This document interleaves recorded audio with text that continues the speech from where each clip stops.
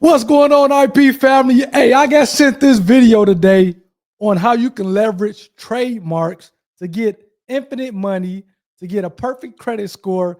And I have to give you my thoughts as an IP attorney. You're dealing with everything from trademarks, patents, copyrights, trade secrets, housekeeping items. Please hit that like button if you like this video. This is going to be a funny one. Hit that subscribe button. I'm going to play it all the way through one time, and then we're going to go back and I'm going to break it down by chunks and give you my take. This is crazy. Let's go. I also did a federal registered trademark on my name in all capital letters. And you ask, like, what the fuck's that for? Well, the credit reporting agencies make money by selling credit reports. And that name is basically a trade name. So when you do a federally registered trademark through the USTPO, then what happens is now they can't put any negative items on your credit. And if they do, it's like $50,000 that you can sue them in a civil court, in a federal court, every single time they do it. So that's another way you can get infinite money, is you do a federally registered trademark, sue them. Part of the relief section of the civil lawsuit is going to be like, hey, I have a registered trademark on this name. From now on, if you guys want to put anything on this credit report, you need to call me and get my approval as the trademark holder on this. Otherwise, every single time you do it, I'm getting 50 grand, and you can actually ask the judge for an injunction. You can actually get a permanent injunction from a judge.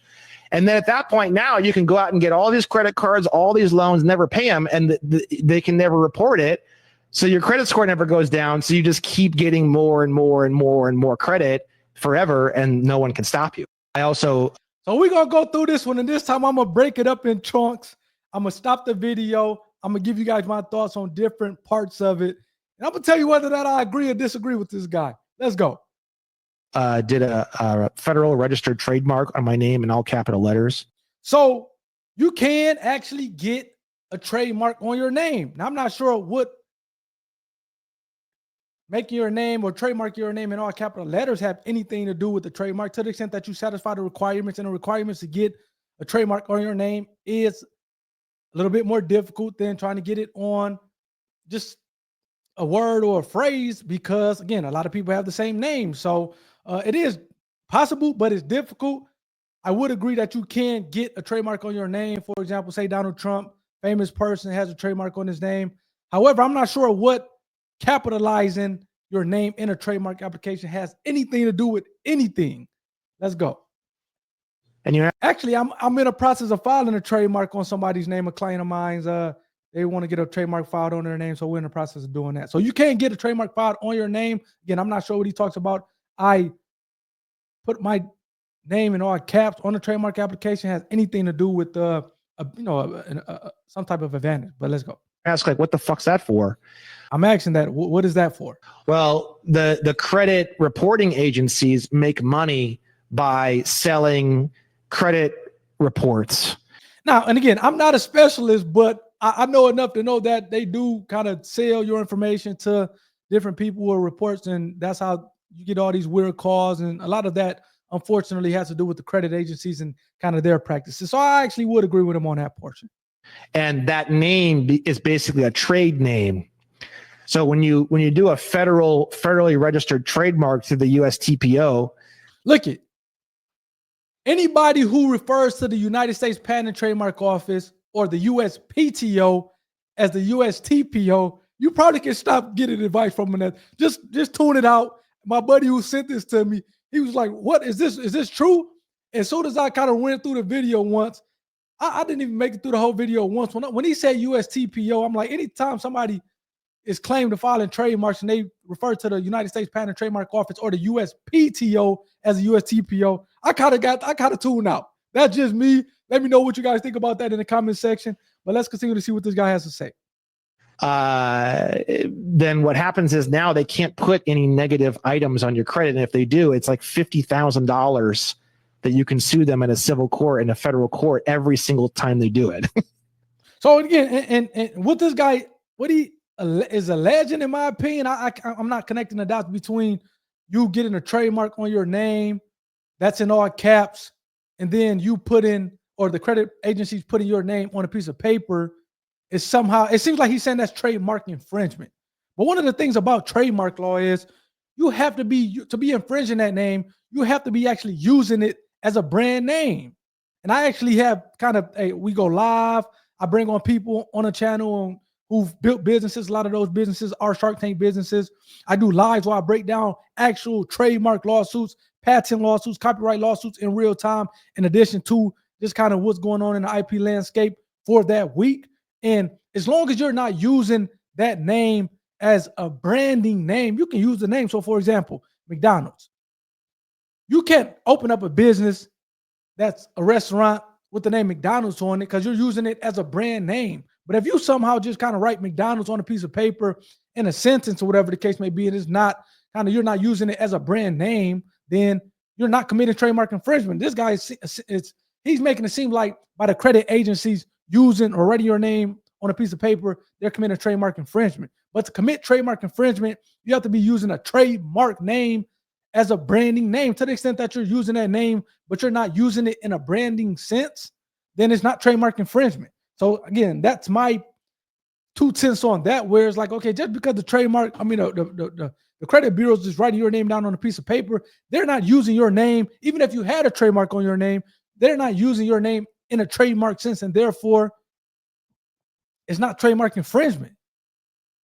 I'm not sure if you guys are kind of picking up what I'm putting down, but when you file for a trademark application, you don't get that in everything under the sun. You have to let the USPTO know what you're trying to get trademark, what you're trying to get protection on. If you're using it in restaurants, i.e. the McDonald's example, you will get it in restaurant services. If you have a clothing line that's called McDonald's, you will get McDonald's in a clothing category, which is class 25. If you're using it to sell widgets or electronics, coming out with a new cell phone or electronic devices or products that's called McDonald's, you'll get it in the electronics category. A podcast or entertainment, you'll get the McDonald's in that category. But if you're just writing your name down on a credit application, that's not using it in a trademark sense, and therefore is not committing trademark infringement. So again, this guy is he's kind of blowing smoke up all our behinds, but let's continue on and see what he says. So that's another way you can get infinite money, is you do a federally registered. And again, when somebody's making a video and they're saying a way to get infinite money, to get perfect credit score, and they're kind of not making sense. First of all, when you just say infinite money, you lose me right there. And then a perfect credit score, and it seems a little shaky. You don't kind of quite understand, kind of connecting the dots. It's probably a scheme or a scam or a bad, something bad is going on, and something bad is going to happen if you get caught. Their trademark, sue them. Part of the relief section of the civil lawsuit is going to be like, hey, I have a registered trademark on this name. From now on, if you guys want to put anything on this credit report, you need to call me and get my approval as the trademark holder on. Hey, look, I will say, he's mixing in a lot of BS, but with some true stuff. Hey, to the extent that you have a trademark and you're using that, and somebody else wants to use that trademark, and so for example, if somebody wants to use a McDonald's trademark for a particular reason, they will have to call McDonald's to get permission. And to the extent that they don't call McDonald's to get permission to use it anyway, then they're on the hook for trademark infringement. So that part is accurate. To the extent that somebody has a registered trademark and somebody else is trying to use that registered trademark, then they have to get permission. And again, that's the important thing about IP, is that you have to get approval or authorization or permission to use that registered trademark. And to the extent that you don't use it, then that's considered trademark infringement. So I would agree with him on that portion. To the extent that if you don't get approval for using it in a branding sense, as I said before, it has to be using it in a branding sense. Again, if you're just trying to write something down on a piece of paper and you're trying to just write down McDonald's, you don't need permission for that. But if you're using McDonald's as a branding, in a branding sense, then yes, you need permission for that.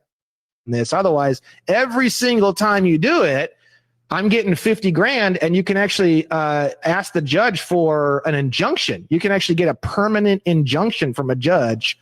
And then at that point, now you can go out and get all these credit cards, all these loans, never pay them, and they can never report it.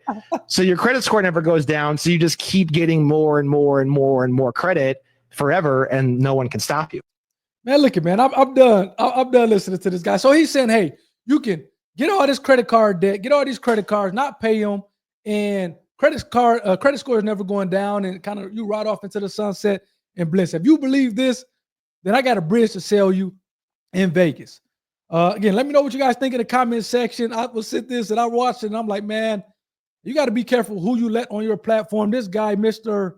I think Mr. 3 the Hardaway.